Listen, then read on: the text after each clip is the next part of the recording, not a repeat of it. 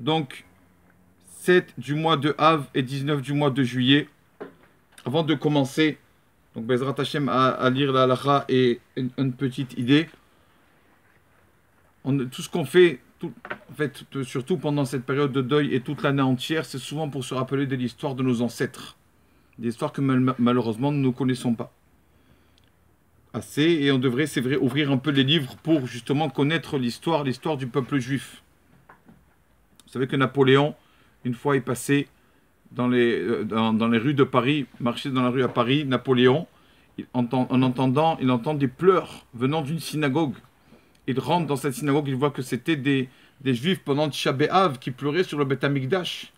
Et Napoléon lui-même, malgré qu'il ne faisait pas partie du peuple juif, a dit une nation comme ça qui se rappelle, qui se commémore, qui n'oublie jamais l'histoire de ses ancêtres, il est sûr que leur Dieu ne les abandonnera pas et leur ramènera le Beth Amikdash. Comme ça a dit Napoléon.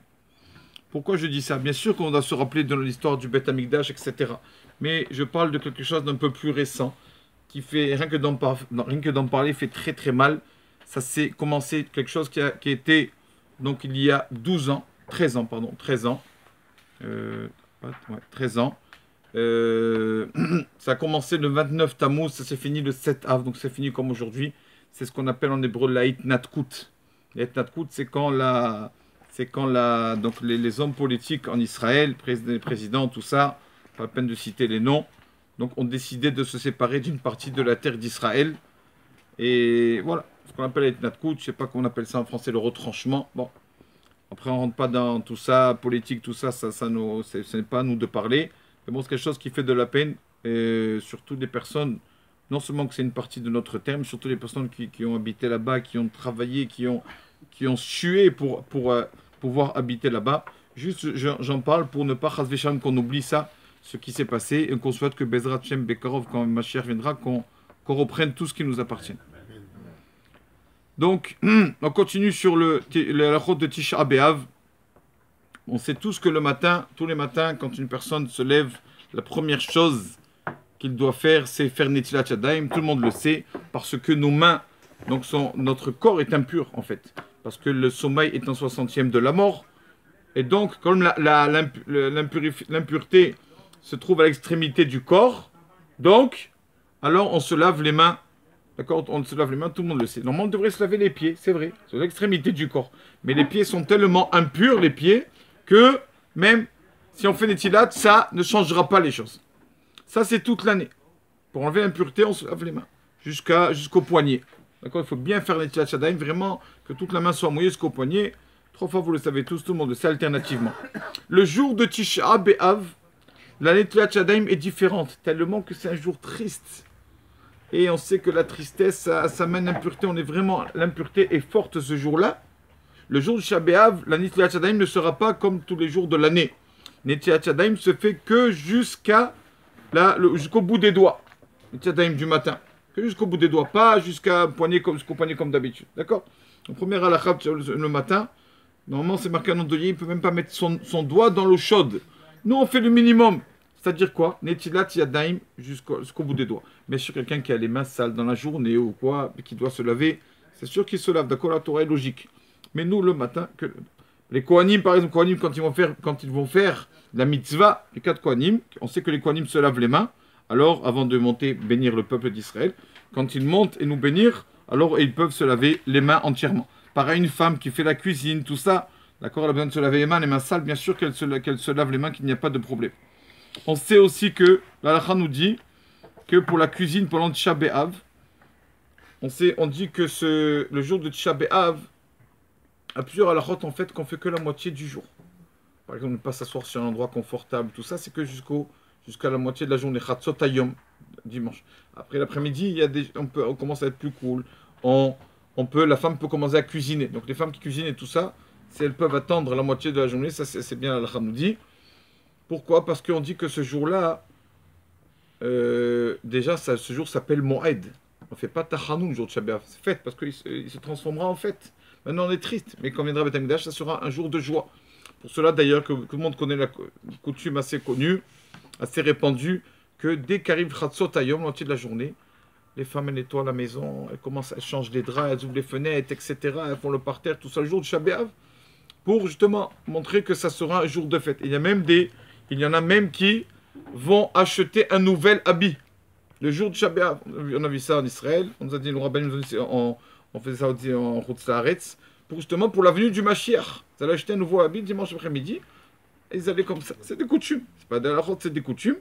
Mais bon, tout ça pour dire que ce jour-là, première moitié de la journée, on ne s'assoit pas par terre, les femmes ne font pas la cuisine, tout ça. Mais après la deuxième moitié de la journée, alors on commence à être plus cool parce que ce jour, Bezrat Hashem, ça sera un Yom Tov. Si on regarde un peu l'histoire, je veux juste lire l'histoire. Souvent, on se demande, dans beaucoup de choses qui arrivent dans la vie, on se demande pourquoi Hachem nous fait ça, et où Hachem se trouve à ce moment-là, comment ça se fait qu'Hachem a décrété comme ça, qu'est-ce que j'ai fait à Hachem, etc., etc. Comme malheureusement, notre Emouna est minime, vraiment, on n'a pas assez de Emouna, alors des fois, malheureusement, des questions nous trottent dans la tête. Pourquoi ça, et pourtant j'ai fait, etc., etc. Alors la Gemara, dans Sanhedrin, la Gemara Sanhedrin, page 96, page Tzadik Vav, la Gemara raconte, le premier temple a été détruit par Nabucodonosor, Nebuchadnezzar. Pourquoi Hachem l'a laissé? Si vraiment Akadosh Baruch Hu aime le peuple d'Israël, pourquoi a-t-il eu le mérite, Nebuchadnezzar, Nabucodonosor, de détruire le Beth Amikdash? Pourquoi c'est lui qui a eu ce mérite-là, de nous faire tout ce mal? La Gemara nous dit dans Megillah aussi que c'était un roi qui régnait sur le monde entier, Nebuchadnezzar. Donc, quel est son mérite? Et la Gemara nous raconte. Voilà pourquoi Nebuchadnezzar a mérité. La Gemara nous raconte qu'il y avait un jour un prophète, Hizkiya, qui était malade. Bon, l'histoire est longue de Hizkiya. Et donc, il a prié à Kadosh Baruch Hu. Il s'est tourné, il a dit Hachem, s'il te plaît, épargne-moi de la mort. Et donc, finalement, Hizkiya, un jour, on lui a annoncé du ciel, c'est bon, tu vas rester encore plusieurs années, je crois 15 ans de vie, on t'ajoute 15 ans de vie. Tu resteras vivant par ta prière.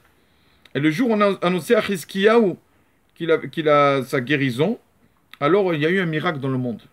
Akadosh Baruch Hu a fait revenir le soleil en arrière, 10 heures, 10 heures en arrière. Ça veut dire le soir à minuit, 10 heures en arrière, donc on a vu le soleil. Faisait jour. Et il y avait là-bas, il y avait le roi qui s'appelait Merodach Beladen. Merodach Beladen. Il s'appelait comme son père. Son père aussi s'appelait Beladen. Et pour faire kavod à son père, il s'appelait aussi a dit Meroar Beladen. Il a pris le nom de son père. Donc ce roi-là, quand il a vu ça, quand il a vu que il y a eu un miracle pour le prophète Hizkiya,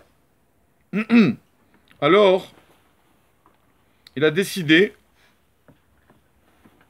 il a dit quoi? Le monde a changé, Akadosh Baruch Hu a changé la nature pour le prophète Hizkiya, pour lui. Alors, je ne savais pas qu'il y avait quelqu'un tellement de grand, de haut niveau comme ça, quelqu'un comme Hizkiya. Je vais lui envoyer une lettre de bonjour, une belle lettre. Ce prophète Hizkiya, je ne connaissais pas. Et donc, il lui envoie une lettre. Bonjour au roi Hizkiya. Bonjour à la ville de Jérusalem. Bonjour au grand Dieu.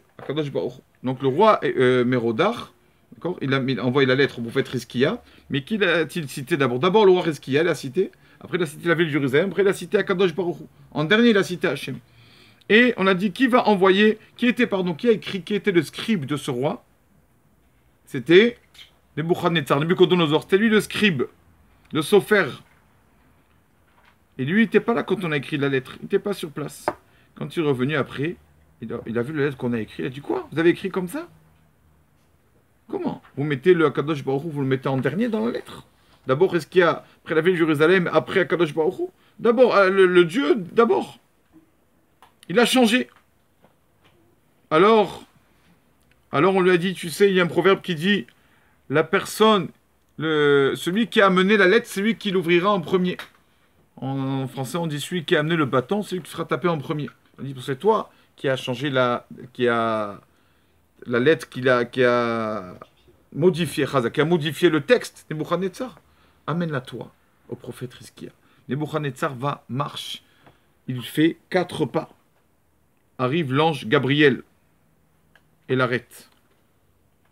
Il dit, si si vraiment, on n'aurait pas arrêté ce roi-là après les 4 pas, combien de malheurs aurait eu le peuple d'Israël? C'est-à-dire que par le mérite de 4 pas qu'il a fait, 4 pas, il a mérité tout ça, d'être le roi sur tout le monde entier et de pouvoir régner plus fort que le peuple d'Israël. Entre guillemets, Hachem lui a laissé ça, détruire le temple et tout, par son intermédiaire à lui, parce qu'il a eu ce mérite-là. 4 pas. 4 pas qu'il a fait et qu'il a juste modifié une lettre. D'accord? Il n'y a rien pour rien. Toute personne, même une personne à rachat, quelqu'un qui est très loin, tout ça. D'accord? La Gemara raconte que le prophète Jérémie a dit à Hachem, pourquoi? Pourquoi les Réchaïm réussissent? Pourquoi les méchants, des fois les impies, tu les vois, ils font rien, ils réussissent. Hachem lui a dit, c'est comme la parabole de la Gemara, c'est comme quelqu'un qui dit, moi je peux courir très vite dans des marécages, plus vite que des chevaux. Alors on lui a fait, ce monsieur-là qui se vantait de courir plus vite que les chevaux, on lui a amené quelqu'un qui courait à pied. On va dire, vas-y, fais la course avec lui. Et il s'est bien fait dépasser. On lui dit, regarde, si avec quelqu'un qui courait à pied, tu es resté bien loin derrière, alors quand tu courras contre des chevaux, il faut raison. Si Hachem l'a dit à Yirmeya, si Nabucodonosor Nebuchadnezzar qui a fait une petite action, une petite chose, voilà les récompenses qu'il a eues. Alors, nous, le Ham Israël, descendants de nos patriarches, Abraham, Israël et Yaakov, combien on va recevoir de récompenses chaque mitzvah que l'on fait. Mais Hachem, il sait pourquoi chacun lui donne son mérite. Donc voilà pourquoi Nebuchadnezzar a justement mérité, entre guillemets, mérité. Ça a été malheureusement, pour nous, ça a été néfaste. Mais a mérité que ce soit lui qui détruise le Beth Amikdash de régner. Tout simplement pour ça, 4 pas. Heureusement que le prophète, l'ange Gabriel l'a arrêté. Qu'il ne l'aurait pas arrêté, chaque pas en plus. Là, on voit que chaque petite chose qu'une personne peut faire, une petite mitzvah, n'importe quoi. D'accord? On ne peut pas demander de finir tout un texte de Gemara, une petite chose, une beracha. La journée, il boit son verre d'eau chez Akol, il fait un psaume de Tehillim, il va décider il va manger du pain dans un restaurant, il va faire Netilat Yadayim, il va faire le moti. Tout ça, chaque mitzvah que la personne y fait, ça y est, après, il y a la récompense qui vient après. Baruch Adonai Le'olam. Amen, va amen.